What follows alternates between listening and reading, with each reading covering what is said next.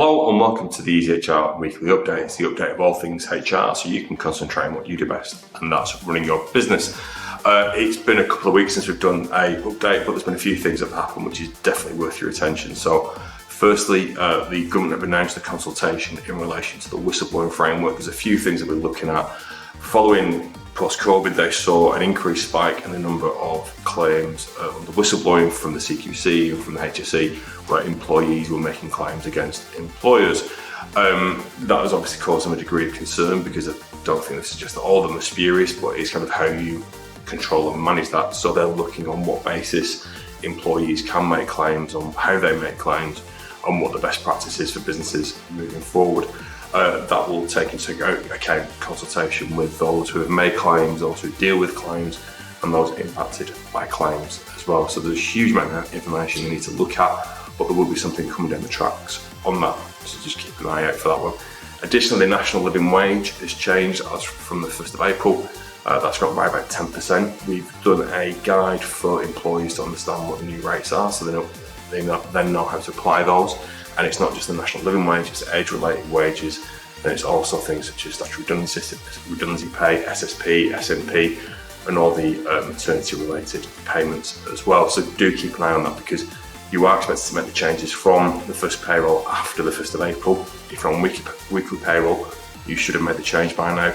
If not, make sure you do it. And if you are monthly, you can go to the link in the post to find out what the new rates are if you need any help on that. And finally, I do love a good tribunal, as we all know, and we've had two outcomes in the last couple of weeks which have been really quite interesting. First, we've had one in relation to HBOS. So they dismissed an employee who was on long-term sick, and the employee suggested they'd not worked as hard as they could have done in terms of supporting the employee while they were off.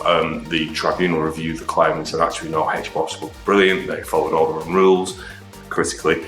And they also were very empathetic in what they did. So again, if you try and do the right thing in these things, you do protect yourself when it comes to the tribunal, and critically follow your own processes, as I talk about consistently. On the counter of this, we've seen one from a company called Johnson, based up in Leeds, who dismissed a salesperson for missing their targets consistently. So rather than going through a full capability process, they dismissed the individual and then asked the individual to lie. So then the individual resigned, and then they re-employed them a month later with taking away the continuous start date and with a new start date, and all their terms are fresh at that point. Funnily enough, the employee was a part of that cunning plan. They objected to that and raised a tribunal claim on that basis for unfair dismissal.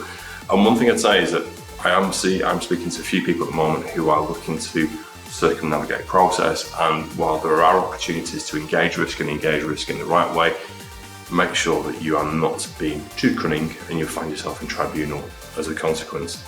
I hope you found that useful. If you want to reach out and give us a shout, and we're happy to sort of talk through any concerns you've got, please feel free to give us a shout, and we'll speak to you soon. All the best.